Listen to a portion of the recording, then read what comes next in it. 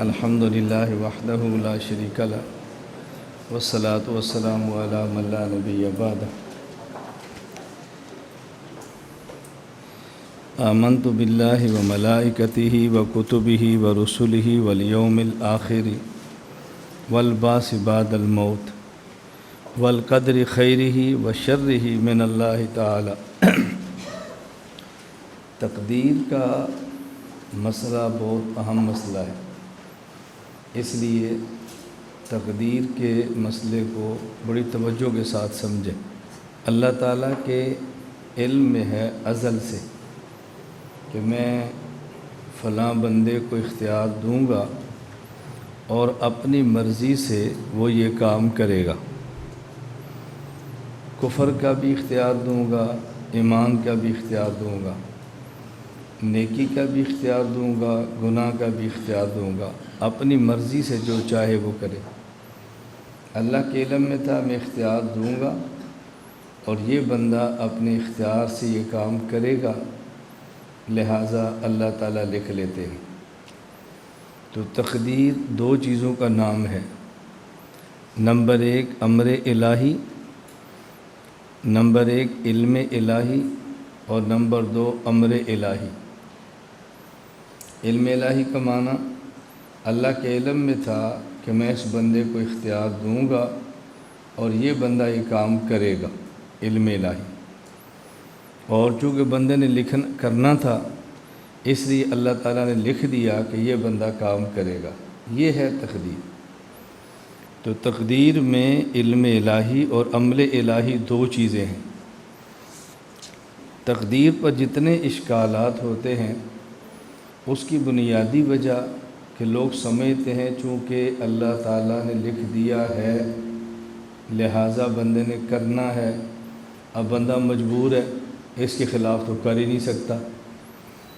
حالانکہ تقدیر کا معنی یہ نہیں، اللہ کے علم میں تھا میں اس بندے کو اختیار دوں گا اور یہ بندہ یہ کام کرے گا، اب اللہ نے لکھ دیا کہ یہ بندہ کام کرے گا، تو اس وجہ سے بندہ کام نہیں کرتا کہ اللہ نے لکھا ہے، بلکہ لکھا ہے اس وجہ سے کہ اس بندے نے یہ کرنا تھا۔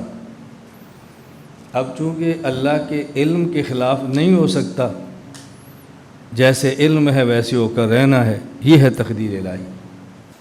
بچپن سے تقدیر آپ سن رہے ہیں، لیکن سمجھ نہیں آتی بات۔ میں اس لیے بارہا سمجھاتا ہوں کہ ان تعبیرات کو سمجھو، پھر الجھن کبھی نہیں ہوتی۔ لوگ کہتے ہیں جب فلاں بندے کے لیے اللہ نے لکھا تھا کہ اس نے کفر اختیار کرنا ہے تو بندہ کافر ہو گیا، اس کو سزا کس بات کی ہے؟ بندے کے مقدر میں لکھا تھا اس نے فلاں کو مارنا ہے، قتل کر دیا، سزا کس بات کی؟ بندے کے لیے لکھا تھا اس نے زنا کرنا ہے، اس نے کر لیا، تو جہنم کیوں ہے؟ یہ اشکال وہ کر رہا ہے جو تقدیر کا معنی نہیں سمجھتا، اور ہمیں جواب اس لیے نہیں آ رہا کہ ہم بھی تقدیر کا معنی نہیں سمجھتے، دونوں ایک جیسے ہیں۔ میں کہہ رہا ہوں تقدیر کا معنی سمجھیں۔ اللہ کے علم میں تھا میں اس بندے کو اختیار دوں گا تو یہ بندہ اپنے اختیار سے کفر کرے گا، اب اس کو جہنم ملنی چاہیے نا؟ سمجھ آ رہی؟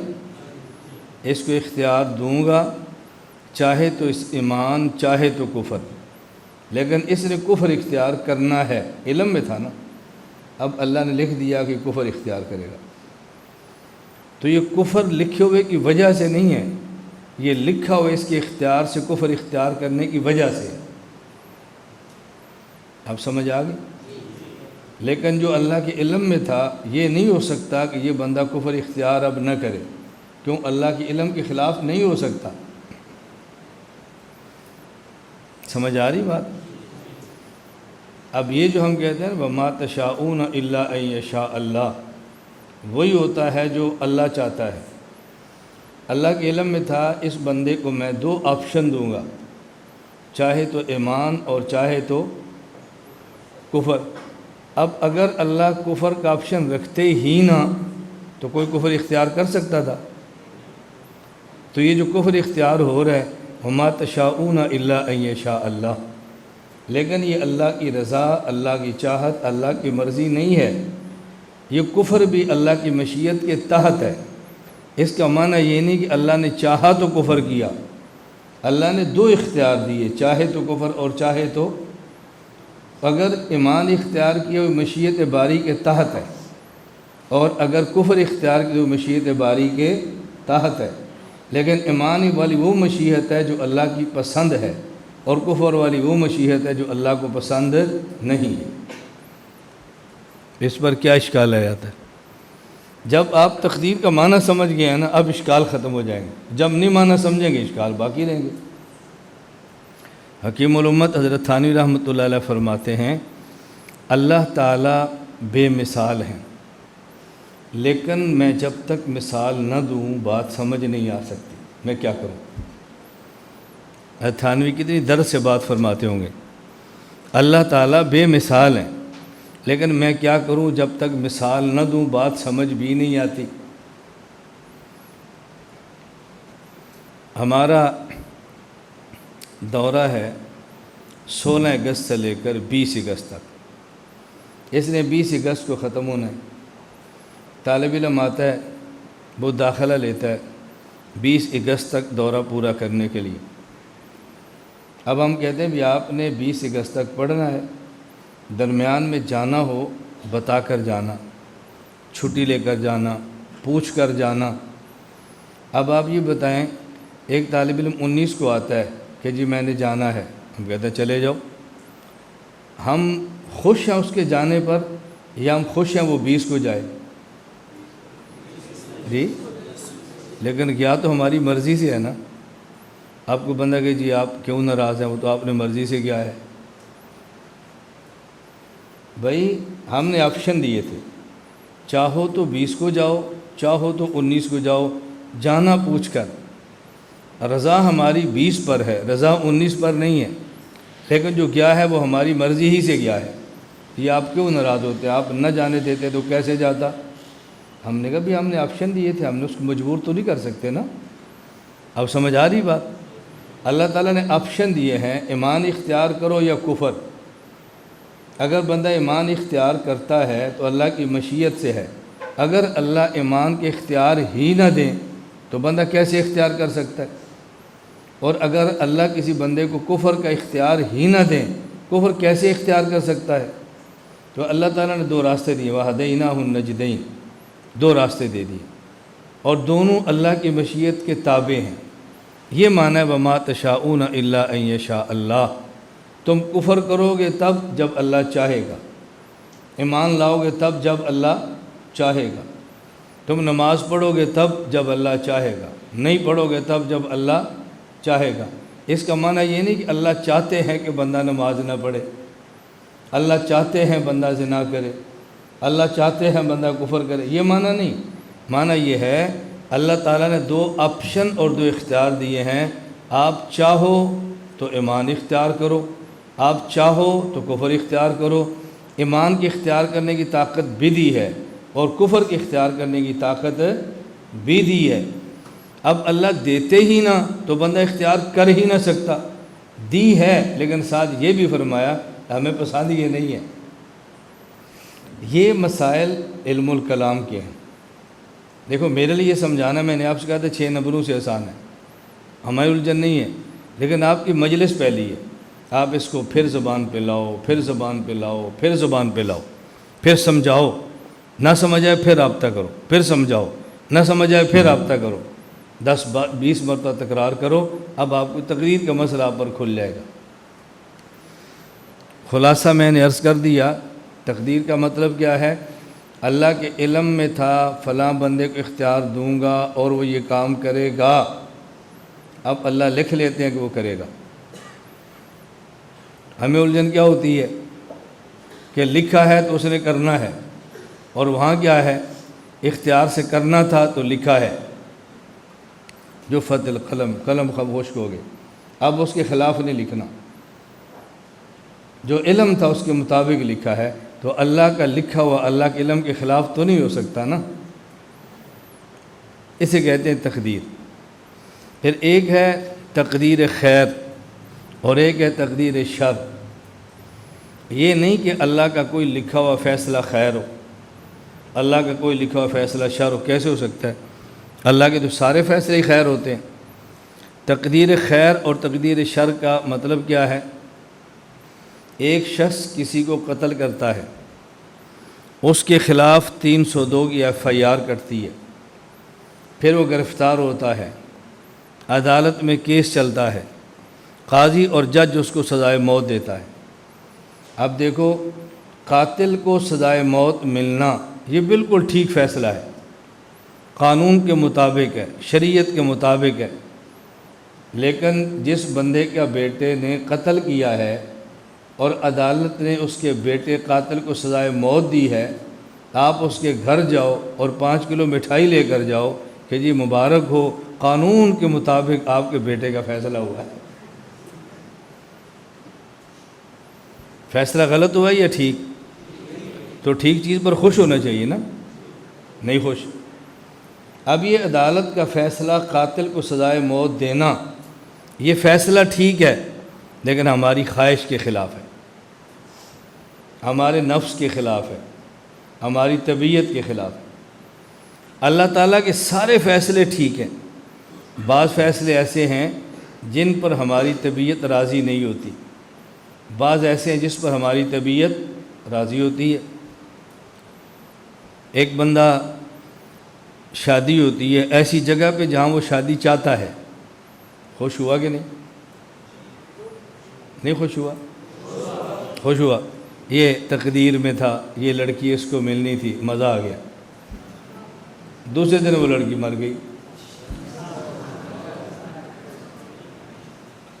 اب کیا چاہتا تھا؟ یہ مر جائے یا ہمیشہ میرے ساتھ رہے؟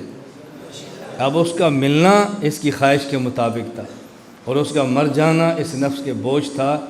تو یہ دونوں تقدیر ٹھیک ہے، لیکن پہلی تقدیر خیر ہے اور دوسری تقدیر۔ اب خیر اور شر کا معنی یہ نہیں کہ فیصلہ خیر اور شر ہے، نہ، پہلا ایسا تھا جو تمہارے مزاج کے موافق ہے اور دوسری ایسے جو تمہارے نفس کے خلاف ہے۔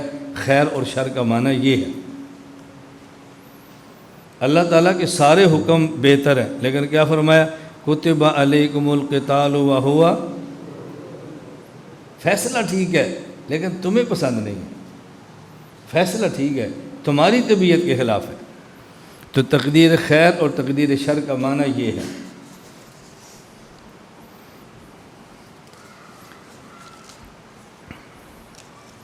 والحساب، قیامت کے دن حساب ہوگا۔ حساب کی صورت کیا ہوگی؟ قیامت کے دن اللہ تعالیٰ ترازو قائم فرمائیں گے۔ والوزن یومئذ الحق، قیامت کے دن۔ ونضع الموازین القسط لیوم القیامہ، ترازو ہوگا۔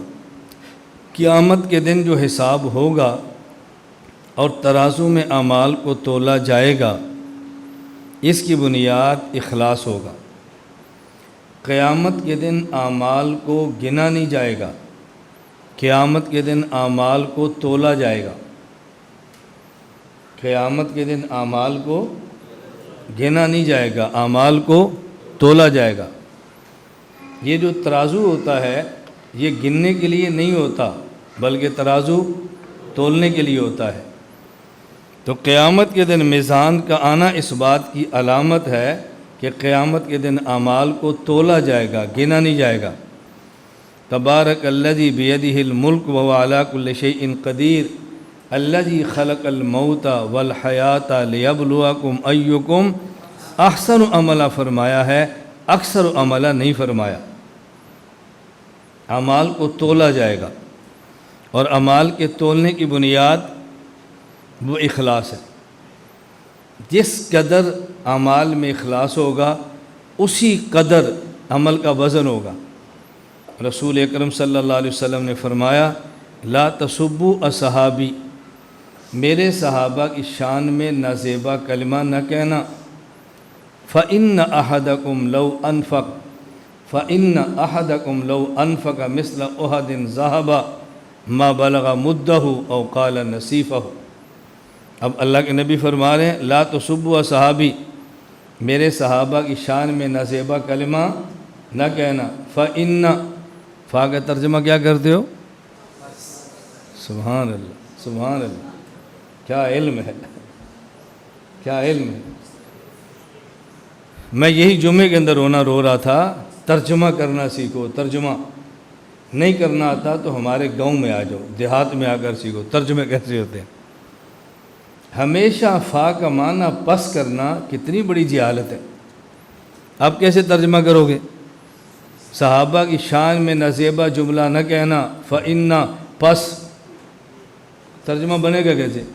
فَإِنَّ أَحَدَكُمْ لَوْ أَنفَقَ، پس بے شک تم میں سے اگر کوئی خرچ کرے، کیا ترجمہ یہ فا تعلیلیہ ہے۔ اس کا معنی ہے اس لیے کہ پہلے اللہ کے نبی نے ایک دعویٰ فرمایا ہے، ایک حکم دیا ہے، میرے صحابہ کی شان میں نازیبہ کلمہ نہ کہنا۔ کیوں؟ فا، اس لیے کہ وہ اتنے بڑے ہیں، اتنے بڑے ہیں، اتنے بڑے ہیں۔ لو انفق مثل احد ذهب، تم اگر احد پہاڑ کے برابر سونا بھی خرچ کر لو، وہ مٹھی جو بھی کرے تم ان تک نہیں پہنچ سکتے، وہ بہت بڑے ہیں۔ اور بڑوں کے حق میں چھوٹی باتیں، غلط باتیں نہیں کہا کرتے، جیسے اللہ کے نبی نے سمجھایا۔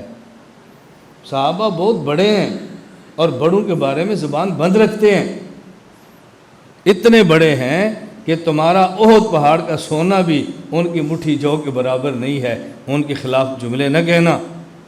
کیسے اللہ کے نبی نے سمجھایا۔ میں نے کل جمعے کے بیان میں کہا تھا نا طلباء کو، بھائی حدیث کا ترجمہ کرنا سیکھو، جس لہجے میں بات کی ہے اس لہجے کو سیکھو، پھر دیکھو بات اگلے سامع کے دل میں کیسے اترتی ہے۔ تو فا کا معنی کیا کریں گے؟ پس، یہ پس ہر جگہ نہ کیا کرو۔ ترجمہ کرنا، فا کا معنی ہے اس لیے کہ۔ تو میں صرف یہ سمجھا رہا ہوں، یہ صحبت نبوت سے ان کو جو اخلاص ملا ہے وہ بعد والوں کو نہیں مل سکتا، اس لیے ان کے عمل کا جو وزن ہے وہ بعد والوں کو نصیب نہیں ہو سکتا۔ صحابہ کرام کو اعمال کی بنیاد پہ نہیں پرکھا جاتا، وہ جب آگے آئے گا صحابہ کرام کو موقع تو وہاں انشاءاللہ۔ قیامت کے دن ترازو ایک ہوگا یا کئی ہوں گے، دونوں قول ہیں۔ راجح قول یہ ہے کہ ایک ترازو ہوگا، کئی ترازو نہیں ہوں گے۔ اور جہاں جو قرآن کریم ہے نا، وَنَزَعُ الْمَوَازِينَ، کہ کئی ترازو ہوں گے، موازین میزان کی جمع ہے۔ یہ عربی زبان میں کہتے ہیں، یہ جمع لائے ہیں للتفخیم، للتفخیم ہے۔ تفخیم کا معنی کیا ہوتا ہے؟ جب بندہ ایک ہو اور اس کی عظمت کا خیال رکھنا ہو تو اس کے لیے صیغہ واحد کا نہیں جمع کا لاتے ہیں۔ آپ کہتے ہیں استاد جی آپ کب تشریف لائے تھے؟ تو یہ جو آپ ہے یہ انتم کا ترجمہ ہے نا، انتا انتما انتم، انا نحن، ہم کل آئیں گے، ہم آج آئے تھے۔ تو یہ جو ہم کہتے ہیں نا آپ کب تشریف لائے ہیں، یہ جمع کا صیغہ واحد کے لیے، یہ کیا ہے؟ للتفخیم۔ جب کسی کی عظمت کا خیال ہو، بندہ ایک ہو، صیغہ جمع کا لاتے ہیں۔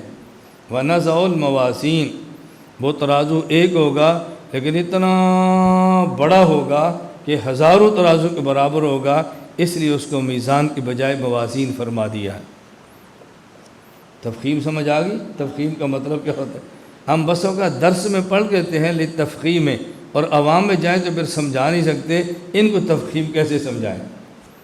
میں اس لیے طلباء سے کہتا ہوں بھی آپ عوام کو سمجھانا سیکھو، عوام کو سمجھانا سیکھو، اپنے علاقوں کی زبانیں سیکھو کہ آپ نے کیسے سمجھانا ہے، تو میزان ایک ہوگا۔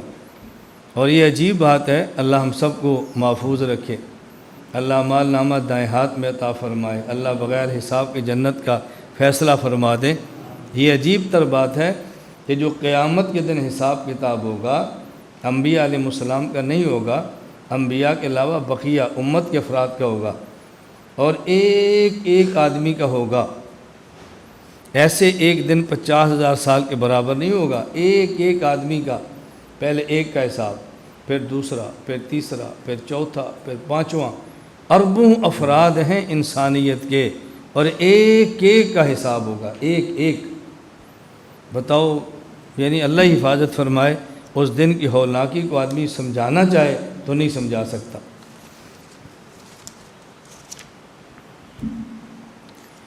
والجنت والنار، ہم جنت کو بھی مانتے ہیں اور جہنم کو بھی مانتے ہیں۔ ایک ہے جنت کی تعریف کیا ہے، ایک ہے کہ جنت کے اوصاف کیا ہے۔ ہم جنت کے اوصاف سے جنت سمجھا سکتے ہیں، جنت کی تعریف سے جنت نہیں سمجھا سکتے۔ لیکن بانی دارالعلوم دیوبند قاسم العلوم والخیرات مولانا محمد قاسم نانوتوی رحمۃ اللہ علیہ نے جنت کو تعریف سے سمجھایا ہے۔ اندازہ کریں، ہمارے بس میں تعریف نہیں ہے، تعریف سے سمجھایا ہے۔ نانوتوی رحمۃ اللہ فرماتے تھے جنت چھوٹی خدائی کا نام ہے۔ جنت کی تعریف کیا ہے؟ چھوٹی خدائی، یہ جنت ہے۔ بڑی خدائی کیا ہے؟ انما امرہ اذا اراد شیئا ان یقول له کن فیکون، یہ بڑی خدائی ہے۔ چھوٹی خدائی کیا ہے؟ وَلَكُمْ فِيهَا مَا تَشْتَهِي أَنفُسُكُمْ وَلَكُمْ فِيهَا مَا تَدَّعُونَ، جو مانگو گے وہ ملے گا، جو چاہو گے وہ ملے گا۔ لیکن ہمارا چاہنا اور مانگنا یہ اللہ رب العزت کے تابع ہے، اس لیے فرمایا چھوٹی خدائی کا نام جنت ہے۔ میں سمجھانے کے لیے عرض کیا کرتا ہوں، دنیا میں ہم وہ کریں جو اللہ چاہتا ہے، موت کے بعد اور حشر کے بعد جنت میں پھر وہ ہوگا جو ہم چاہیں گے۔ من مانی زندگی، من مانی زندگی، آدمی کیسے جنت سمجھائے؟ دنیا میں ہر شخص کے، یہ عجیب ہے، اللہ نے طبیعت ایسی بنائی ہے۔ اب میں ایک ایک چیز گنوانا شروع کروں گا نا تو بہت لمبا ہو جاتا ہے، میں صرف سمجھانے کے لیے کہتا ہوں، سمجھانے کے لیے۔ کتنی چیزیں آدمی کھانا چاہتا ہے لیکن حرام ہے، پینا چاہتا ہے لیکن حرام ہے، کرنا چاہتا ہے لیکن حرام ہے۔ اور جنت میں اللہ تعالیٰ ایسی ترتیب بنائیں گے کہ چاہت کے مطابق چیزیں ہوں گی اور کوئی چیز ایسی نہیں ہوگی جو حرام ہو۔ اللہ ایسی نعمتیں عطا فرمائیں گے۔ جنت کے اندر اللہ تعالیٰ کی طرف سے 4 اعلان ہوں گے۔ ان لکم ان تصیحوا فلا تسقموا ابدا، ہمیشہ صحت مند رہو گے، اب کبھی تم بیمار نہیں ہوگے۔ اعلان ہے، کھاؤ جتنا تمہارا دل کرتا ہے۔ وَإِنَّ لَكُمْ أَن تَحْيُوا فَلَا تَمُوتُوا أَبَدًا، ہمیشہ زندہ رہو گے، اب کبھی تم پر موت نہیں آئے گی۔ وَإِنَّ لَكُمْ أَن تَشِبُّوا فَلَا تَحْرَمُوا أَبَدًا، ہمیشہ جوان رہو گے، اب کبھی تم بوڑھے نہیں ہوگے۔ وَإِنَّ لَكُمْ أَن تَنَامُوا فَلَا تَبْأَسُوا أَبَدًا، ہمیشہ خوشحال رہو گے، اب بدحالی تمہارے قریب بھی نہیں آئے گی۔ یہ جنت کے اعلان ہے۔ ہم یہ چیزیں دنیا میں چاہتے ہیں، دنیا میں چاہیں تب بھی نہیں مل سکتی۔ بس ایک آدھ سوال ذہن میں رکھ لیں جنت اور جہنم کے بارے میں۔ دیکھیں، جنت ہمیشہ رہے گی، فنا نہیں ہوگی۔ جہنم ہمیشہ رہے گی، فنا نہیں ہوگی۔ اللہ تعالیٰ نے جنت کو پیدا فرما دیا ہے، اللہ تعالیٰ نے جہنم کو پیدا فرما دیا ہے۔ اب نہ جنت فنا ہوگی اور نہ ہی جہنم فنا ہوگی۔ اور قرآن کریم میں ہے کل من علیہ فان ویبقى وجہ ربک ذو الجلال والاکرام، ہر چیز فنا ہو جائے گی۔ قرآن کہتے ہیں ہر چیز فنا ہوگی سوائے اللہ کی ذات کے۔ کل شیء ہالک الا وجہ، ہر چیز فنا ہوگی سوائے اللہ کی ذات کے۔ اور حدیث پاک میں ہے کہ جنت اور جہنم اب فنا نہیں ہوگی بلکہ ہمیشہ رہے گی۔ تو بظاہر تو حدیث قرآن کریم کے خلاف ہے نا۔ حکیم الامت مجدد الملت مولانا اشرف علی تھانوی رحمۃ اللہ علیہ نے بہت پیارا جواب دیا۔ اب فرماتے ہیں ایک ہے فنائے عملی، ایک ہے فنائے امکانی، ایک ہے فنائے عملی اور ایک ہے فنائے امکانی۔ فنائے عملی کا معنی کہ جنت اور جہنم فنا ہو جائیں گے، یہ فنائے عملی ہے۔ میں اور آپ سب فنا ہو جائیں گے، یہ فنا عملی ہے۔ اور ایک ہے فنائے امکانی، فنا ہو سکتے ہیں، یہ فنائے امکانی ہے۔ کل شیء ہالک الا وجہہ، ہر چیز ہلاک ہو سکتی ہے سوائے اللہ کی ذات کے۔ کل من علیہا فان، ہر چیز پہ فنا طاری ہو سکتی ہے سوائے اللہ کی ذات کے۔ جنت اور جہنم فنا ہوں گے نہیں لیکن فنا ہو سکتے ہیں، اللہ تعالیٰ فنا ہوں گے بھی نہیں اور فنا ہو سکتے بھی نہیں۔ اللہ کی ذات سے فنا عملی اور فنا امکانی دونوں کی نفی ہے، جنت اور جہنم سے فنا عملی کی نفی ہے، فنا امکانی کی نفی نہیں ہے۔ یہ کون ہے؟ حکیم الامت۔ اب بتاؤ کہ دائیں بائیں جانے کی ضرورت ہے؟ میں نے صبح سے کہا تھا یہ جو آپ کبھی دوڑتے ہیں، کبھی خامدی کی طرف، کبھی نائک کی طرف، کبھی کسی اور کی طرف، وہ کیا مصیبت پڑی ہے تمہیں؟ اس کی بنیادی وجہ یہ ہے، یہ دوڑنے والے وہ ہیں جو اپنے اکابر کو پڑھتے نہیں ہیں، اپنے حضرات کو دیکھتے نہیں ہیں، بس ان کو دیکھ کے متاثر ہو جاتے ہیں اور دوڑ جاتے ہیں۔ اپنے اکابر کو پڑھو تو صحیح، ہمارے حضرت نانوتوی کو پڑھو نا ذرا۔ حضرت نانوتوی کی آپ کتاب اٹھائیں گے نا، تحذیر الناس نہیں سمجھ آئے گی، آب حیات نہیں سمجھ آئے گی، مباحثہ شاہ جہاں نہیں سمجھ آئے گی، نہیں سمجھ آئے گی۔ جب سمجھ نہیں، قبلہ نما نہیں سمجھ آئے گی تو کیا کریں گے؟ چھوڑ دیں گے۔ بھائی نہیں سمجھ آ رہی تو جس کو سمجھ آتی ہے اسے سمجھ لو۔ اب سمجھ آئے گی نہیں نا تو دوڑیں گے ان کے پیچھے۔ یعنی ہمارے اکابر کی اردو میں علوم اتنے ہیں کہ ہم جن کو عربی پر ناز ہے ان کے اردو علوم بھی نہیں پڑھ سکتے۔ اور آج ہمارے یہاں بہت بڑی غلط فہمی پھیلائی جا رہی ہے، میں بہت اچھی طرح سمجھتا ہوں، بہت بڑی غلط فہمی پھیلائی جا رہی ہے۔ ہم بس اوقات اپنے طلباء کو یہ بات بتاتے ہیں، میری مطالعے کی لائبریری میں کوئی اردو کی کتاب نہیں ہے، میں صرف عربی کا مطالعہ کرتا ہوں، اور طلباء کا ذہن بنتا بھی مطالعہ کرنا ہے تو عربی کا کرو، نہیں کر سکتے تو نہ کرو۔ حضرت علامہ انور شاہ کشمیری رحمۃ اللہ علیہ حضرت فرمایا کرتے، میرا ذہن یہ تھا علم عربی میں ہے یا پھر فارسی میں ہے، اردو زبان میں علم نہیں ہے۔ میں نے مولانا اشرف علی تھانوی کی تفسیر بیان القرآن پڑھی، میرا ذہن بدل گیا۔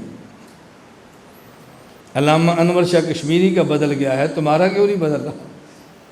اس کی وجہ کہ تم بیان القرآن پڑھو تو صحیح نا، اور پھر پڑھو تو سمجھو تو صحیح نا۔ کبھی پڑھنی نہیں، کبھی سمجھنی نہیں، تو ذہن کیسے بدلے گا؟ علامہ کشمیری نے بیان القرآن پڑھ بھی لیا تھا اور سمجھ بھی لیا تھا، ہم نے پڑھنا نہیں، اور اگر پڑھ لیں تو بولو تو ذہن کیسے بدلے گا؟ اپنے اکابر کو اللہ کے لیے پڑھو ذرا۔ حق کلہ، یہ جو ہم نے عقائد بیان کیے ہیں یہ تمام کے تمام عقائد برحق ہیں، ان پر ایمان لانا ضروری ہے۔ واللہ تعالی واحد لا من طریق العدد لیکن من طریق انہ لا شریک لہ لم یلد ولم یولد ولم یکن لہ کفوا احد۔ ذرا یہ الفقہ الاکبر کی اپنے امام کی عبارت سمجھیں۔ فاللہ تعالی واحد، اللہ تعالی واحد ہے، لا من طریق العدد، یہ واحد وہ نہیں، یہ واحد وہ نہیں جو ہم کہتے ہیں واحد، ثانی، ثلاثہ، اربع، خمسہ، یہ وہ واحد نہیں ہے۔ لیکن من طریق انہ لا شریک لہ، یہاں واحد کا معنی یہ ہے لا شریک لہ۔ بات سمجھ آ رہی ہے؟ اللہ تعالیٰ وہ واحد نہیں جسے کہتے ہیں واحد ہے، ثانی نہیں ہے اس کا، واحد ہے، ثلاثہ نہیں ہے، واحد ہے، اربع نہیں ہے، واحد ہے، خمسہ نہیں ہے، اللہ ایک ہے، دو نہیں ہے، اللہ ایک ہے، تین نہیں ہے۔ یہاں واحد کا معنی یہ نہیں ہے، واحد کا معنی ہے انہ لا شریک لہ، وہ یکتا ہے، کوئی اس کا شریک نہیں ہے۔ اب اچھی طرح سمجھیں، یہ آگے ساری اسی کی تعریف ہے، لا من طریق انہ لا شریک لہ، وہ اس کا کوئی شریک نہیں ہے۔ لم یلد، کوئی بیٹا اولاد نہیں ہے، ولم یولد، ماں اور باپ نہیں ہے، ولم یکن لہ کفوا احد، کوئی ان کے برابر ہمسر نہیں ہے۔ لا یشبہ شیء من الاشیاء من خلقی، مخلوقات میں سے کسی چیز کے مشابہ نہیں ہیں۔ ولا یشبہ شیء من خلقی، مخلوق میں کوئی چیز اللہ کے مشابہ نہیں ہے۔ لم یزل ہمیشہ سے ہیں، ولا یزال ہمیشہ رہیں گے، باسمائہ ان کے نام بھی، بصفاتہ ان کی صفات بھی، کون سی؟ الذاتیہ والفعلیہ، دونوں قسم کی صفات ہمیشہ سے ہیں، ہمیشہ رہیں گے۔ اب بات سمجھنا، واحدن کا ایک معنی ہے اکیلا، اور واحدن کا دوسرا معنی ہے یکتا۔ کتنے معنی ہو گئے؟ ایک ہے واحدن کا معنی اکیلا، اور ایک ہے واحدن کا معنی یکتا۔ تصوف کی اصطلاح ہے وحدت الوجود۔ وحدت الوجود کا معنی ہے وجود کا واحد ہونا۔ واحد مصدر ہے، وحدہ مصدر ہے، وحدت الوجود کا معنی ہے وجود کا واحد ہونا۔ اب یہ واحد کا ترجمہ کیا ہے؟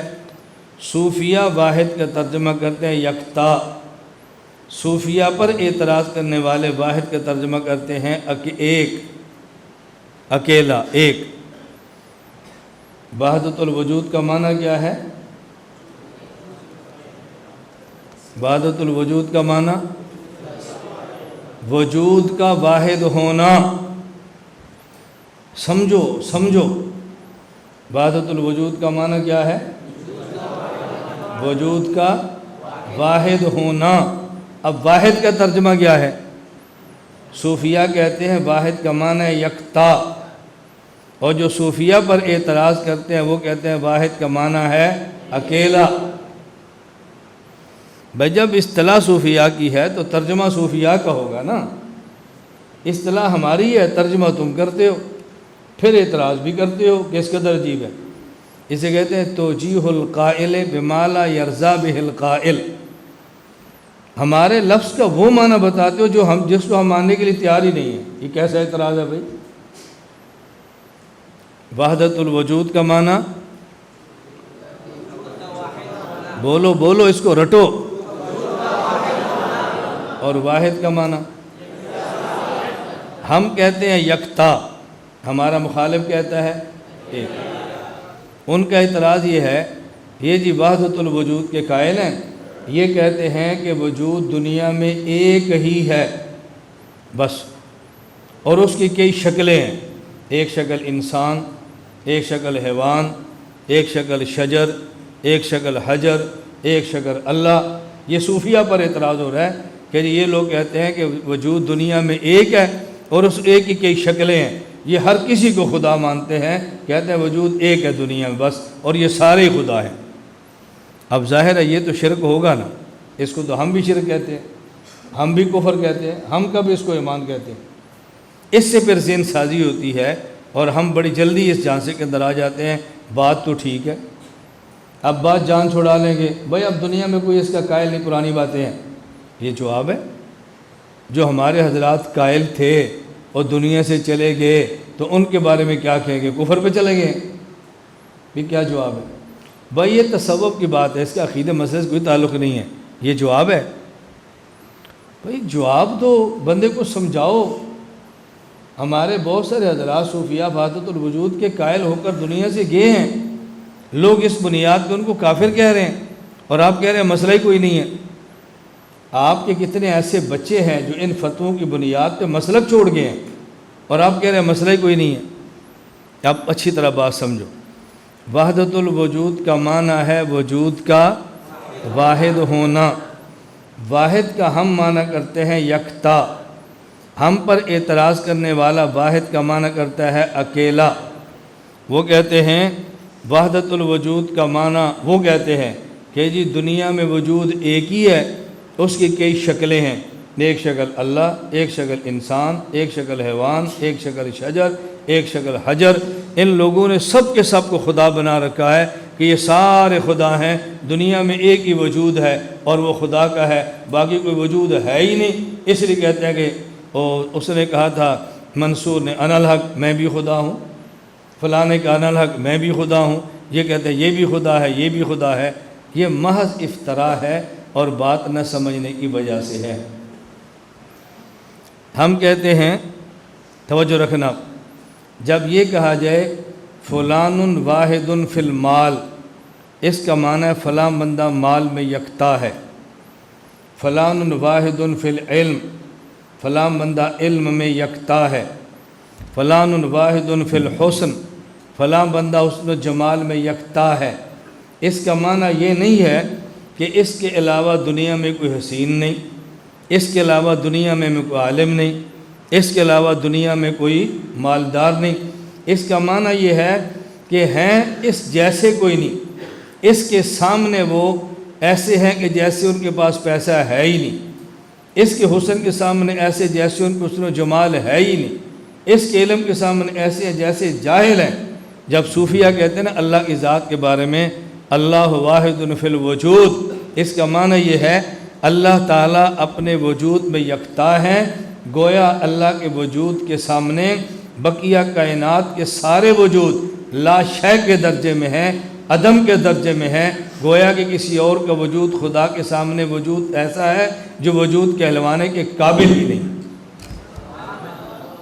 جیسے دن کو سورج نکلا ہو اور سورج کی موجودگی میں جگنو بھی ہو، اب اگر جگنو کی روشنی ہو بھی لیکن سورج کی روشنی اتنی زیادہ ہوتی ہے کہ جگنو کی روشنی کو کوئی روشنی کہنے کے لیے تیار نہیں ہوتا، کہتے ہیں گویا کہ اب صرف سورج کی روشنی ہے اور کوئی روشنی ہے ہی نہیں۔ اسی طرح صوفیہ کہتے ہیں اللہ اپنے وجود میں یکتا ہے، گویا کہ خدا کے وجود کے سامنے کوئی وجود ہے ہی نہیں۔ یہ بات سمجھنا، میں اس کو مزید سمجھانے لگوں تاکہ بات آپ کے ذہن میں اچھی طرح بیٹھ جائے۔ اس کی مثال سمجھیں، اور یہ کب ہوتا ہے؟ یہ کون صوفی کہتے ہیں؟ ہر صوفی نہیں کہتے، یہ کون کہتے ہیں؟ یہ وہ کہتے ہیں کہ جن پر تجلیات الہیہ پڑتی ہے اور اللہ کے وجود کے ما سوا ان کو واقعتاً کوئی وجود نظر بھی نہیں آتا، اور وہ یہ بات کہنے میں حق بجانب ہوتے ہیں کہ دنیا میں اللہ کے وجود کے علاوہ کوئی وجود ہی نہیں ہے۔ مثال سمجھیں، جیسے میرے ہاتھ میں ٹارچ ہے، سمجھ نظر بات، میں اپنے ہاتھ میں ٹارچ کو لیتا ہوں اور ایسے اب ان کی آنکھ پہ مارتا ہوں، میں سمجھا رہا ہوں۔ اب بتاؤ جب ٹارچ ان کی آنکھ پر روشنی پڑے گی تو ٹارچ کی روشنی کے علاوہ کوئی چیز ان کو نظر آئے گی؟ کیا نظر آئے گا؟ بولو، صرف روشنی نا۔ بھائی آپ بتاؤ یہاں کیا ہے؟ کہتے ہیں صرف روشنی۔ یار یہ 300 بندہ بیٹھا ہوا ہے جی، مجھے کوئی نظر نہیں آ رہا، صرف روشنی۔ یہ پنکھا ہے؟ نہیں جی، صرف روشنی۔ یہ کیا ہے؟ روشنی۔ یہ کیا ہے؟ روشنی۔ ان کو گلاس بھی نظر نہیں آ رہا، ٹیشو بھی نظر نہیں آ رہا، مائک بھی نظر نہیں آ رہا، یہ چھت بھی نظر نہیں آ رہی، پنکھا بھی نظر نہیں آ رہا، صرف کیا نظر آ رہا ہے؟ یہ جھوٹ بول رہے ہیں سچ بول رہے ہیں؟ بولو سچ۔ میں ان سے پوچھتا ہوں، ٹارچ ادھر مار کے رکھتا ہوں، ان سے پوچھ یہ کیا ہے؟ پنکھا۔ بتاؤ بھائی یہ کیا ہے؟ دیوار۔ یہ کیا ہے؟ گلاس۔ اچھا تم بتاؤ کیا ہے؟ کہا جی روشنی۔ دونوں ٹھیک کہہ رہے ہیں نا؟ کوئی غلط تو نہیں کہہ رہا؟ توجہ رکھنا، جن پر ٹارچ کی روشنی پڑی ہے اور اتنی زیادہ پڑی ہے کہ روشنی کے ما سوا ان کی آنکھوں سے اوجھل ہو گیا ہے، یہ ہر چیز کہتا ہے روشنی روشنی روشنی، یہ ٹھیک کہہ رہے ہیں۔ اور دوسرے کہہ رہے ہیں نہیں یہ پنکھا، یہ دیوار، یہ ٹھیک ہے۔ یہ صوفی ہے، یہ فقی ہے۔ کیوں؟ صوفی پر تجلیات، یہ ٹارچ کی روشنی پڑی ہے اور اتنی زیادہ پڑی ہے کہ اس کو روشنی کے علاوہ کچھ نظر نہیں آ رہا۔ اس فقی پر وہ روشنی نہیں پڑی، اس پر وہ روشنی، توجہ رکھنا، نہیں پڑی۔ اب میں آپ سے پوچھتا ہوں کہ جب ان کی آنکھ پر میں ٹارچ کی روشنی مارتا ہوں اور ان کو کچھ بھی نظر نہیں آتا سوائے روشنی کے، تو آپ اس بات کو مانتے ہیں نا کہ یہ ٹھیک کہہ رہے ہیں؟ مانتے ہیں نا؟ تو جس بندے پر یہ روشنی نہ پڑے اور اس کو باقی چیزیں نظر آئیں لیکن یہ مانے کہ جس پر روشنی پڑے اس کو روشنی کے ما سوا کچھ بھی نظر نہیں آتا، اسے کہتے ہیں کہ یہ وحدت الوجود کا قائل ہے، علم، تحقیق۔ اور جس پر روشنی پڑ گئی ہے اس کو روشنی کے علاوہ کچھ بھی نظر نہیں آتا، اسے کہتے ہیں یہ وحدت الشہود کا قائل ہے۔ جب یہ چیز درجہ تحقیق میں ہو، توجہ رکھنا کہ جب اللہ کی تجلی کسی بندے پر پڑ جائے اور اس کو تجلی الہی کے ما سوا کچھ بھی نظر نہ آئے، جب تک درجہ تحقیق میں ہو تو وحدت الوجود کہتے ہیں، اور جب تجلی الہی پڑ جائے اور ما سوا کچھ نظر نہ آئے اس وقت اس کو وحدت الشہود کہتے ہیں۔ وحدت الوجود وحدت الشہود سمجھ گئے؟ وحدت الوجود تحقیق ہے اور وحدت الوجود مشاہدہ ہے۔ وحدت الوجود بولو تحقیق ہے، اصطلاح ہے، اور وحدت الوجود وحدت الشہود، وحدت الوجود کا معنی ہے واحد، وجود کا واحد ہونا۔ وہ وجود کون سا ہے؟ روشنی۔ نہیں سمجھ آ رہی؟ وہ کیا ہے؟ روشنی۔ اب یہ نہیں کہ اور وجود نہیں ہے، لیکن روشنی کا وجود اتنا ان پہ پڑا ہے کہ روشنی کے علاوہ باقی کسی چیز کا وجود نظر نہیں آ رہا، تو یہ کہتے ہیں یہ روشنی اپنے وجود میں یکتا ہے۔ اس کے سامنے میں چیزیں ہوں گی مجھے نہیں پتا، مجھے صرف ایک چیز نظر آ رہی ہے، اسے کہتے ہیں وحدت الوجود، وحدت الوجود۔ اور جب روشنی پڑ گئی، روشنی آ گئی، اب یہ مشہود ہے، ان کو مشاہدہ روشنی کا ہو رہا ہے نا، اسے کہتے ہیں وحدت المشہود، مشہود کا واحد ہونا۔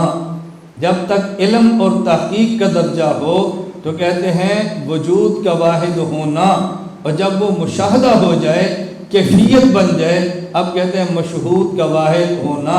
جب تک یہ درجہ تحقیق میں ہو، کیا بات کہ جب کسی شخص پہ تجلی الہی پڑے اور اسے تجلی الہی کا ما سوا نظر نہ آئے، وہ کہتا ہے صرف دنیا میں ایک ہی وجود ہے اللہ کا، یہ وحدت الوجود ہے۔ اور جب وہ تجلی پڑ جائے، کیفیت بن جائے اور کچھ نظر نہ آئے، اب کہتے ہیں یہ وحدت الشہود ہے۔ یہ کفر ہے؟ بولو کفر ہے؟ یہ کفر کیسے ہے بھائی؟ ایک بندے پر تجلی الہی پڑی ہے، اس کو اللہ کے علاوہ کچھ نظر ہی نہیں آ رہا، وہ کہہ رہا ہے دنیا میں صرف خدا ہے، باقی کوئی وجود ہے ہی نہیں، تو یہ کفر کیسے ہوگا؟ اتنی بات سمجھ آ گئی آپ کو؟ تھوڑی سی بات اور سمجھ لیں۔ دیکھیں دنیا میں ایک ہے وحدت اور ایک ہے کثرت، ہر کثرت وحدت کی طرف لوٹتی ہے، یہ اصول ہے۔ انسان دیکھو، آدم علیہ السلام بھی انسان ہیں، آدم علیہ السلام بھی، اور ہم کون ہیں؟ انسان۔ نبی کریم صلی اللہ علیہ وسلم کون ہیں؟ بولو انسان۔ اب انسان انسان انسان کتنے زیادہ ہیں، ان کا خلاصہ کیا ہے؟ انسانیت۔ اب انسانیت میں ہم بھی شریک ہیں رسول اللہ صلی اللہ علیہ وسلم کے ساتھ، انسانیت میں ہم بھی شریک ہیں آدم علیہ السلام کے ساتھ، تو انسان ہونے میں تو ہم سب ایک ہیں نا، وحدت انسانیت۔ لیکن کوئی بندہ کہہ سکتا ہے کہ جو حکم امتی کا ہے وہی نبی کا ہے، جو مسلمان کا ہے وہی کافر ہے؟ مرد کون ہے؟ انسان ہے یا نہیں؟ بولو۔ عورت؟ دونوں کا حکم ایک ہے، حالانکہ دونوں انسان ہیں۔ تو انسانیت میں شریک ہونے سے دونوں کے حکم میں شریک ہونا ضروری نہیں ہے۔ انسان کے اوپر حیوان، ہم بھی حیوان ہیں، گدھا گھوڑا بھی حیوان ہے، تو کیا بھیڑ بکری بھی حیوان ہے؟ تو جس طرح بھیڑ بکری ذبح کر کے کھا سکتے ہیں، کیا گھوڑا گدھا بھی کھا سکتے ہیں؟ انسان بھی کھا سکتے ہیں۔ اب دیکھو وحدت حیوان میں ہم شریک ہیں، لیکن ہر حیوان کا حکم الگ ہے۔ اوپر جائیں، وحدت حیوان کے اوپر کیا ہوتا ہے؟ جسم نامی۔ اب جسم نامی میں انسان، حیوان، اشجار سب شریک ہیں، سب کا حکم ایک جیسا ہے کہ جس طرح آپ درخت کو کاٹتے ہیں جب موسم آتا ہے تو انسان کو بھی تھوڑا سا کاٹ دیا کریں کہ اگلے سال پھر ٹھیک ہو جائے گا۔ اب دیکھو وحدت جسم نامی میں ہم شریک ہیں، لیکن ہر جسم نامی کا حکم، اوپر چلیں، وحدت جسم مطلق، پتھر، شجر، حجر شریک ہیں۔ پتھر آپ کاٹتے ہیں دیوار بنا لیتے ہیں، 2-4 بندے کاٹ کے آپ دیوار ہڈیوں سے بنا لیں، بنا سکتے ہیں۔ اب دیکھو جسم مطلق میں ہم شریک ہیں، لیکن ہر جسم کا حکم، توجہ رکھنا، اس سے اوپر جائیں۔ وجود اللہ کا بھی ہے، وجود مخلوق کا بھی ہے۔ وحدت الوجود کا معنی جس طرح وحدت انسانیت میں انبیاء اور امت سب شریک، انسان اور کافر سب شریک، مرد اور عورت سب شریک، حکم سب کا جدا ہے۔ وحدت حیوانیت میں انسان جانور شریک، لیکن ہر حیوان کا حکم جدا ہے۔ وحدت جسم نامی میں شجر بھی شریک، ہر جسم نامی کا حکم جدا ہے۔ وحدت جسم مطلق میں پتھر بھی شریک ہے، ہر جسم کا حکم الگ ہے۔ وحدت وجود میں اللہ کے ساتھ شریک ہے، لیکن خدا کے وجود کا معاملہ الگ ہے اور مخلوق کے وجود کا معاملہ الگ ہے۔ ہمارا وجود جسم والا ہے اور اللہ کا وجود بغیر جسم کے حکم ہی الگ ہے۔ یہ معنی ہے وحدت الوجود کا۔ جب صوفیہ کہتے ہیں نا وحدت الوجود میں سارے ہی شریک ہیں، بندے بھی اور خدا بھی، تو لوگ سمجھتے شاید انہوں نے بندے کو خدا کہہ دیا ہے۔ وہ کہتے ہیں وجود ہونے میں بندہ خدا کے ساتھ شریک ہے، لیکن اللہ کا وجود الگ ہے اور بندے کا وجود، یہ وجود جسم والا، وہ وجود بلا جسم، یہ مکان والا، وہ بلا مکان ہے، یہ جہت والا، وہ بلا جہت ہے، یہ حیت والا، وہ بغیر حیت ہے، یہ کیفیت والا، وہ بلا کیفیت ہے، یہ محدود ہے، وہ غیر محدود ہے۔ آپ نے کیسے کہہ دیا کہ ہر کسی کو خدا مان لیں؟ یہ بات آپ کو سمجھ آ گئی؟ میں عرض کر رہا تھا، اب دیکھو وحدت الوجود کا اتنا اہم مسئلہ نہیں ہے جو بندے کو سمجھ نہ آئے۔ اب صوفیہ کہتے ہیں کہ ان کے ہاں وحدت الوجود، ان کے ہاں توحید کی 3 قسمیں، وہ کہتے ہیں توحید کی کتنی قسمیں؟ 3 قسمیں ہیں۔ صوفیہ نے ہر قسم کا حکم الگ کیا ہے، اور یہ ایسی قسمیں جس کو سب بندے مانتے ہیں۔ وہ کہتے ہیں ایک ہے توحید ایمانی، ایک ہے توحید اخلاصی، ایک ہے توحید شہودی۔ نمبر 1 توحید ایمانی۔ توحید ایمانی کا معنی معبود ایک ہے، دنیا میں کوئی معبود نہیں ہے، لا الہ الا اللہ، لا معبود الا اللہ۔ نمبر 2 توحید اخلاصی، اس کا مطلب ہر کام اللہ کے لیے ہونا چاہیے، غیر اللہ کے لیے کوئی کام کرنا جائز نہیں ہے، لا مقصود الا اللہ۔ یہ توحید کیسے ہے؟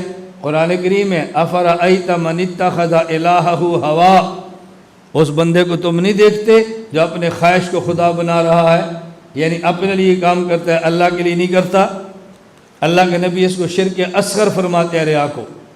نمبر 3 کہا جی توحید شہودی۔ توحید شہودی کا معنی کہ بندے کی ایسی کیفیت بن جائے اور اس کو ایسا مقام مشاہدہ مل جائے، اس کو اللہ کے غیر کے علاوہ کوئی نظر نہ آئے۔ اور یہ توحید یہ شہودی حدیث جبرائیل میں موجود ہے۔ اخبرنی عن الاحسان، آپ نے کیا فرمایا؟ ان تعبد اللہ کأنک تراہ فإن لم تکن تراہ فإنہ یراک۔ عبادت ایسے کر گویا خدا کو دیکھ رہا ہے۔ تو جب بندہ خدا کو دیکھ رہا ہو تو پھر ماں سوائے خدا کچھ نظر آتا ہے؟ توجہ بھی نہیں ہوتی بندے کی پھر ماں سوا کی طرف، اگر یہ کیفیت مل جائے۔ اس لیے صوفیہ کہتے ہیں نمبر 1 توحید ایمانی، جس کو حاصل نہ ہو وہ غیر مومن۔ نمبر 2 توحید اخلاصی، جس کو حاصل نہ ہو وہ غیر مخلص، غیر مومن نہیں، غیر مخلص، فاسق۔ نمبر 3 توحید شہودی، جس کو حاصل نہ ہو یہ مومن بھی ہے، یہ مخلص بھی ہے۔ فرق اتنا ہے کہ مقام مشاہدہ سے محروم ہے، نہ کافر ہے نہ فاسق ہے، مقام مشاہدہ سے محروم ہے۔ کیا مطلب؟ ایک آدمی نماز پڑھتا ہے، اس پہ رکت طاری ہے، اس کے آنسو گرتے ہیں، اس کا بدن لرز رہا ہے۔ دوسرا بندہ نماز پڑھتا ہے، وسوسے آ رہے ہیں، خیالات آ رہے ہیں، توجہ نماز میں نہیں ہے۔ اب جس کی توجہ نماز میں نہیں، نہ اس کو کافر کہہ سکتے ہیں نہ فاسق کہہ سکتے ہیں۔ نماز پڑھ رہا ہے، آنکھوں سے آنسو نہیں آ رہے، نماز پڑھ رہا ہے، رقت طاری نہیں ہو رہی، نماز پڑھ رہا ہے، وجود پہ لرزہ طاری نہیں ہے لیکن نمازی ہے، نہ کافر کہیں گے نہ فاسق کہیں گے، ہاں یہ کہیں گے کہ وہ کیفیت جو فلاں بندے کو حاصل ہے اس کو فلاں کیفیت حاصل نہیں ہے۔ صوفیہ بھی کہتے ہیں کہ جس کو یہ مقام مشاہدہ نہ ملے ہم اس کو مومن بھی کہتے ہیں، صالح مخلص بھی کہتے ہیں، ہم یہ کہتے ہیں بھئی اس کو یہ کیفیت حاصل نہیں۔ اس سے کیا فرق پڑتا ہے؟ یہ مطلب ہے کہ وحدت الوجود نہ عقیدے کا مسئلہ ہے، نہ اس کا تعلق عقائد سے ہے، نہ مسائل سے ہے، اس کا تعلق خاص کیفیت سے ہے۔ اگر عقیدے سے تعلق ہوتا تو جس کو نہ ملتا اسے کافر کہتے، مسائل سے تعلق ہوتا تو جس کو یہ کیفیت نہ ملتی فاسق کہتے، اس لیے یہ کیفیت نہ ملے مومن بھی ہے، صالح بھی ہے، ہاں خاص کیفیت سے محروم ہے۔ اس سے کیا فرق پڑتا ہے؟ واللہ تعالی واحد، دیکھو لا من طریق العدد، اس کا معنی یہ نہیں وہ ایک ہے، اس کا معنی کیا ہے؟ لا کہ من طریق انہ لا شریک لا، اس کا معنی وہ یکتا ہے، کوئی اس کا شریک نہیں ہے۔ تو الفقہ الاکبر میں وہی بات آ رہی ہے، صوفیہ فرماتے ہیں، امام حنیفہ اس بات کو سمجھ رہے ہیں، ہمیں کیوں نہیں سمجھ آ رہی؟ لا من طریق العدد لیکن من طریق انہ لا شریک لا، لم یلد ولم یولد ولم یکن لہ کفوا احد، لا یشبہ شیئا من الاشیاء من خلقی ولا یشبہ شیء من خلقی، لم یزل ولا یزال باسمائہ وصفاتہ الذاتیہ والفعلیہ۔ اما الذاتیہ، آگے پہ صفات کی تقسیم سنیں، ولا یزال باسمائہ وصفاتہ، اللہ تعالیٰ کے اسماء بھی ہمیشہ رہیں گے، اللہ تعالیٰ کی صفات بھی ہمیشہ رہیں گی، صفات ذاتیہ بھی اور صفات فعلیہ بھی۔ تھوڑی سی تفصیل اس پہ سماعت فرما لیں اللہ تعالیٰ کی اسماء کے بارے میں، صفات کے بارے میں۔ اللہ تعالیٰ کا ایک نام ہے جو ذاتی ہے، اللہ، باقی اللہ تعالیٰ کے نام وہ ہیں جو کہ صفاتی ہیں۔ اللہ تعالیٰ کے وہ نام جو صفاتی ہیں قرآن کریم میں ہیں، احادیث میں ہیں، یا اس سے قبل مسلمانوں کے عرف میں استعمال ہوئے ہیں، ان کو تو استعمال کرنا چاہیے۔ باقی کسی زبان میں کو اللہ پاک کے لفظ استعمال ہوتا ہو لیکن یہ پتہ نہ ہو اللہ کی ذات کے لیے ہے، صفات کے لیے ہے یا کس صفت کے لیے ہے، تو پھر اس لفظ کو اللہ کی ذات کے لیے استعمال نہیں کرنا چاہیے۔ اور جب پتہ ہو کہ یہ نام اللہ ہی کے لیے استعمال ہوتا ہے یا فلاں صفت کے لیے استعمال ہوتا ہے، پھر اس کے استعمال کرنے میں کوئی حرج بھی نہیں ہے۔ اللہ تعالیٰ کے وہ نام کہ جو مخلوق کے لیے رکھے جاتے ہیں، مثلا آپ کسی کو نام عبد السمیع رکھ لیں اور اس کو سمیع کہہ لیں، عبد الرحیم رکھیں اور رحیم کہہ لیں، یہ ذہن میں رکھ لیں۔ اللہ تعالیٰ کے وہ اسماء جو قرآن کریم میں اللہ کے غیر کے لیے استعمال ہوئے ہیں، لقد جاءکم رسول من انفسکم عزیز علیہ ما عنتم حریص علیکم بالمؤمنین رؤوف الرحیم، دیکھو رؤوف بھی استعمال ہوا ہے، رحیم بھی استعمال ہوا ہے۔ وہ نام جو اوروں کے لیے استعمال ہوئے ہیں وہ تو مخلوق کے لیے استعمال کر سکتے ہیں، یا احادیث میں استعمال ہوئے ہیں وہ بھی کر سکتے ہیں، یا ہمارے ہاں عرف میں پہلے مسلمانوں میں استعمال ہوئے ہیں وہ بھی کر سکتے ہیں۔ لیکن اللہ تعالیٰ کا کوئی صفتی نام جو غیر اللہ پہ قرآن کریم استعمال نہ ہوا ہو، حدیث پاک میں نہ آیا ہو، مسلمانوں کے عرف میں نہ آیا ہو، اس کا استعمال اللہ کے غیر کے لیے نہیں کرنا چاہیے، اس سے بچنا ہی چاہیے۔ باقی اللہ تعالیٰ کو جس طرح رب کہہ سکتے ہیں اسی طرح اللہ تعالیٰ کو خدا بھی کہہ سکتے ہیں۔ جو کہتے ہیں نہیں کہہ سکتے، انشاءاللہ کل اس پہ دلائل آئیں گے، آگے مستقل اس پہ بات آ رہی ہے کہ اللہ تعالیٰ کو خدا کہہ سکتے ہیں، اس پہ دلائل کیا ہیں۔ جو کہتے ہیں نہیں کہہ سکتے ان کے دلائل کا جائزہ بھی لیں۔ اللہ تعالیٰ کی صفات دو قسم کی ہیں، نمبر 1 محکمات، نمبر 2 متشابہات۔ محکمات صفات وہ ہیں کہ جن کا معنی بالکل واضح ہو، متشابہات وہ ہیں کہ جس کا معنی واضح نہ ہو۔ پھر محکمات صفات کی دو قسمیں ہیں، نمبر 1 ذاتیہ، نمبر 2 فعلیہ، یہ لکھا ہوا ہے، وصفاتہ الذاتیہ والفعلیہ۔ یہ دونوں قسمیں وہ ہیں جس کا تعلق محکمات سے ہے، متشابہات سے نہیں ہے۔ محکمات کی دو قسمیں ہیں، نمبر 1 صفات ذاتیہ، نمبر 2 صفات فعلیہ۔ صفات ذاتیہ ان صفات کو کہتے ہیں کہ جن کی ضد کے ساتھ اللہ تعالیٰ موصوف نہ ہو سکیں، اور یہ 7 ہیں، 7 یہاں پہ لکھی ہیں۔ اس کی ضد کے ساتھ موصوف نہ ہو سکے کیا مطلب؟ یہ 7 ہی ذہن میں رکھ لو۔ دیکھو فالحیات، اب اللہ حیٌ تو ہیں لیکن میت نہیں ہو سکتے، تو حیات کی ضد ہے موت۔ اللہ صفت حیات کے ساتھ متصف ہوں گے، صفت موت کے ساتھ متصف یہ ذاتیہ ہیں۔ والقدرت، اللہ قادر تو ہیں، اللہ عاجز نہیں ہو سکتے۔ والعلم، اللہ عالم تو ہیں، جاہل نہیں ہو سکتے۔ والکلام، اللہ متکلم تو ہیں، سمن نہیں ہو سکتے۔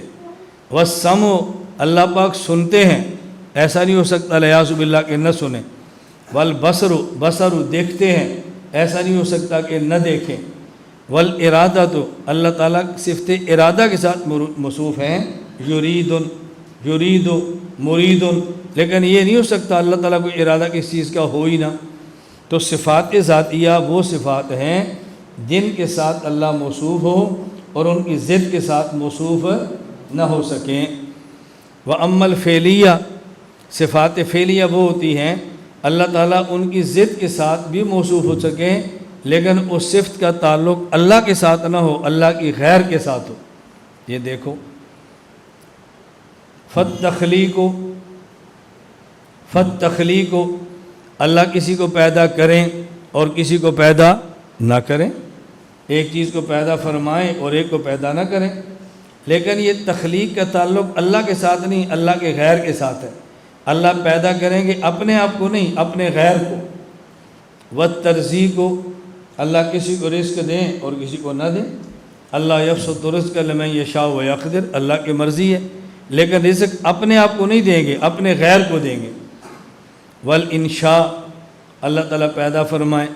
والابداع، اللہ تعالیٰ پیدا فرمائیں۔ والصنع، انشاء اور ابداع میں صرف اتنا فرق ہے، ابداع اس پیدائش کو کہتے ہیں جس کا پہلے سے کوئی نمونہ نہ ہو، اور انشاء عام ہے، پہلے سے ہو یا پہلے سے نہ ہو۔ وغیر ذالک من صفات الفعل، لم یزل، اللہ ہمیشہ سے ہیں، ولا یزال، ہمیشہ رہیں گے۔ اللہ کی صفتیں بھی ہمیشہ رہیں گی، اللہ کے اسماء بھی ہمیشہ رہیں گے۔ لم یحدث لہ صفۃ، اللہ کی جو صفات ہیں وہ ساری ہمیشہ سے ہے، ایسا نہیں ہے کہ کوئی نئی صفت اللہ کے لیے اور آ جائے۔ ولا اسم، اللہ کے اسماء ہمیشہ سے ہیں، ایسا نہیں ہے کوئی نیا اسم اللہ کے لیے اور آ جائے۔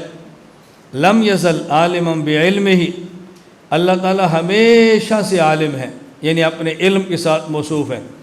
والعلم صفۃ فی الازل، اللہ تعالیٰ کی صفت علم ہمیشہ سے ازل سے ہے۔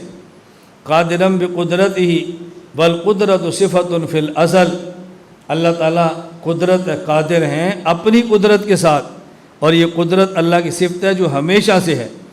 وخالقا بتخلیقہ، والتخلیق صفۃ فی الازل، وفاعل بفعلہ، والفعل صفۃ فی الازل، والفاعل هو اللہ تعالی، والفعل صفۃ فی الازل، والمفعول مخلوق۔ یہ صرف بات سمجھایا ہے کہ اللہ فاعل ہیں، فعل ان کی صفت ہے، مفعول ان کی مخلوق ہے۔ وفعل اللہ تعالی غیر مخلوق، جس طرح فاعل اللہ کی ذات ہے اور ہمیشہ سے ہے، فعل اللہ کی صفت ہے اور ہمیشہ سے ہے، اور اللہ تعالیٰ فاعل، یہ اللہ کی ذات ہمیشہ سے، اللہ کی صفت ہمیشہ سے ہے، اور اللہ کی صفت ہے فعل، یہ مخلوق نہیں ہے، اللہ کی صفات مخلوق نہیں ہیں۔ وصفات فی الازل غیر محدثۃ ولا مخلوقۃ، صفات ہمیشہ سے ہے، یہ نہیں کہ پہلے ایک صفت تھی، دوسری بعد میں آئی، تیسری بعد میں نہ، ہمیشہ سے ہیں۔ اسی طرح اللہ کی صفات مخلوق بھی نہیں۔ ومن قال انہا مخلوقۃ، جو یہ کہے کہ اللہ کی صفات مخلوق ہیں، او محدثۃ، یا یہ کہے کہ صفات ازلی نہیں، پہلے نہیں تھی بعد میں ہوئی، او وقف، یا وہ توقف کرے، خاموشی اختیار کرے کہ جی میں مخلوق بھی نہیں کہتا اور میں اصلی بھی نہیں کہتا، میں محدث بھی نہیں کہتا، میں خاموش ہوں۔ او شک کا، یا وہ شک کرے پتہ نہیں مخلوق ہے یا پتہ نہیں ہے، فہو کافر باللہ تعالی، اس نے خدا کی صفات کا نہیں، خدا کی ذات کا انکار کیا ہے، کیونکہ خدا کی صفات خدا سے جدا بھی نہیں ہے اور اللہ کے بغیر بھی نہیں ہے، اس نے خدا کی ذات کا انکار کیا۔ والقرآن کلام اللہ تعالی، قرآن کریم اللہ تعالیٰ کا کلام ہے۔ فی المصاحف مکتوب، یہ لکھا ہوا ہے مصحف کے اندر، وفی القلوب محفوظ، اور دلوں میں محفوظ ہے، وعلی الالسن مقروء، زبانوں سے پڑھا جاتا ہے، وعلی النبی صلی اللہ علیہ وسلم منزل، اللہ کے نبی پر تھوڑا تھوڑا کر کے نازل ہوا ہے، ولفظنا بالقرآن وکتابتنا وقراءتنا لہ مخلوق، ہم جو قرآن کریم کو لکھتے ہیں ہمارا لکھنا مخلوق ہے، ہم جو پڑھتے ہیں ہمارا پڑھنا مخلوق ہے، والقرآن، اور خود قرآن مخلوق نہیں ہے۔ بما ذکرہ اللہ تعالی، یہاں دیکھیں ایک بات، چلیں اس کو کر لیں پھر میں ایک بات سمجھاتا ہوں۔ بما ذکرہ اللہ تعالی فی القرآن عن موسیٰ علیہ السلام وغیر من الانبیاء الکرام علیہم السلام وعن فرعون وابلیس فإن ذلك کلام کلہ کلام اللہ تعالی اخبارا عنہم۔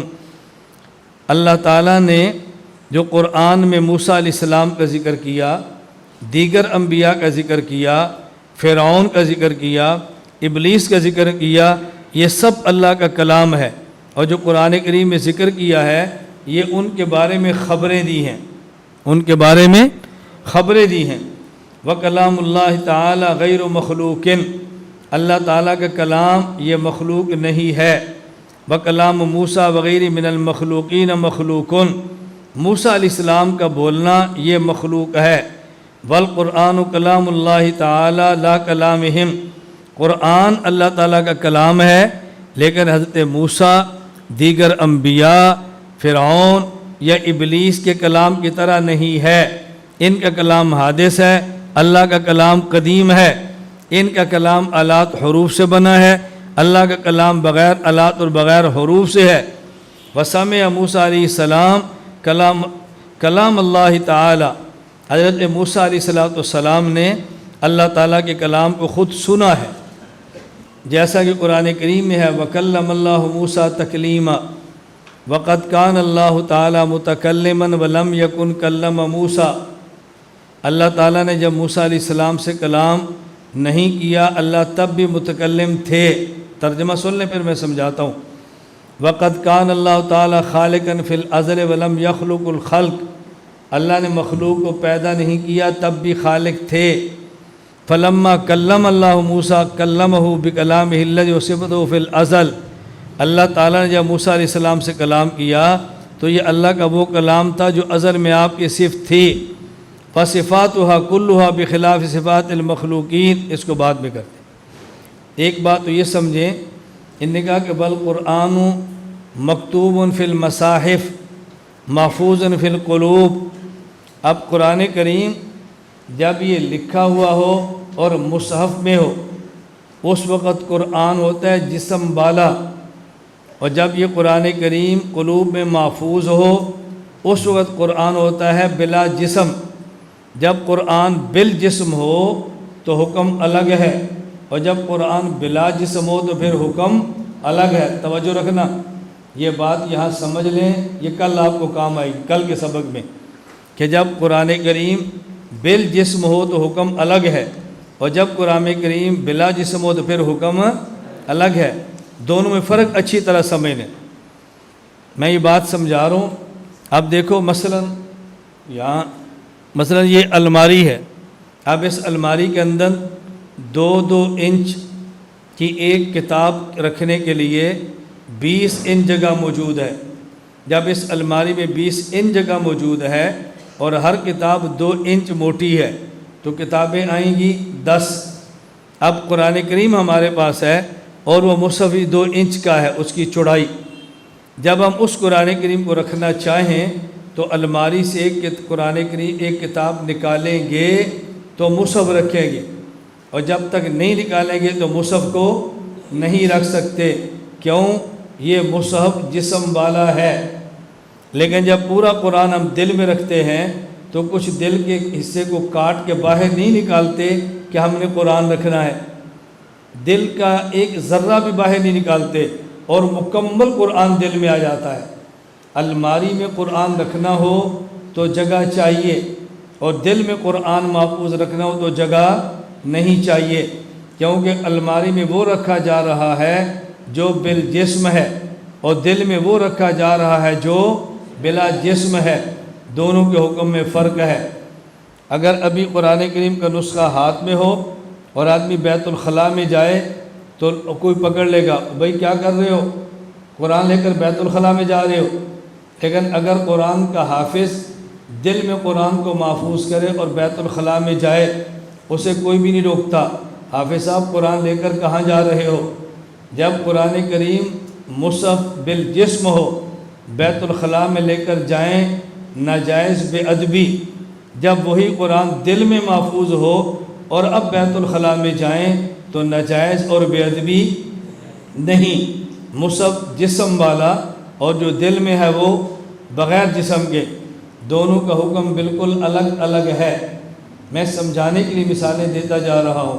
دیکھو میں کرسی پر بیٹھا ہوں، میں اوپر بیٹھا ہوں، مولانا نیچے بیٹھے، اب ان کے سینے میں قرآن موجود ہے، لیکن آپ میں سے کوئی بھی نہیں کہہ رہا کہ استاد جی آپ بے ادبی نہ کریں، قرآن نیچے اور آپ اوپر بیٹھے ہیں۔